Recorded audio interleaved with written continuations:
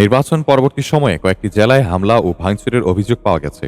ঝিনাইদহে স্বতন্ত্র প্রার্থী সাইফুল ইসলাম ফিরোজের নির্বাচনী অফিস ভাঙচুর এবং তার কর্মী সমর্থকদের উপর হামলার অভিযোগ উঠেছে। এছাড়া এই সহিংসতায় নির্বাচনী এলাকার বিভিন্ন স্থানে কাপ পিরিচ প্রতীকের প্রায় ২৮ জন সমর্থক ও ধানের শীষ প্রতীকের ২ জন সমর্থক আহত হয়েছে। আহতদের কালীগঞ্জ, ঝিনাইদহ ও যশোর হাসপাতালে পাঠানো হয়েছে। ঘটনার পর থেকে পরিস্থিতি নিয়ন্ত্রণে রাখতে শহরসহ উপজেলার বিভিন্ন অঞ্চলে পুলিশ মোতায়েন করা হয়েছে। নড়াইল ২ আসনে পরাজিত ধানের শীষ ও স্বতন্ত্র প্রার্থীর সমর্থকদের মধ্যে সংঘর্ষে নারী সহ ১৪ জন আহত হয়েছেন।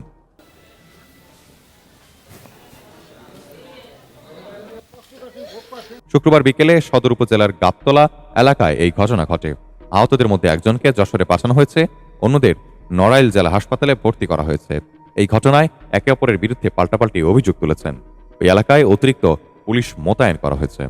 পটুয়াখালীর বাউফলে জামায়াতের বিরুদ্ধে বিএনপি নেতাকর্মীদের ব্যবসা প্রতিষ্ঠান, বাড়িঘর ও রাজনৈতিক কার্যালয়ে হামলা ভাঙচুরের অভিযোগ উঠেছে। শুক্রবার বিকেলে বাউফলে সংবাদ সম্মেলন উপজেলা বিএনপির সদস্য সচিব আপেল মাহমুদ ফিরোজ দাবি করেন, বৃহস্পতিবার রাতে মিছিল নিয়ে জামায়াত কর্মীরা বিভিন্ন স্থানে হামলা, ভাঙচুর ও লুটপাট চালায়।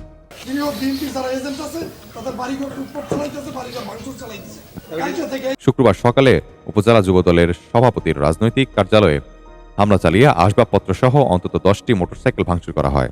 একই সাথে বিভিন্ন ইউনিয়নে নেতাকর্মীদের ব্যবসা প্রতিষ্ঠান ও বাড়িঘরেও হামলার অভিযোগ করেন বিএনপি নেতাকর্মীরা।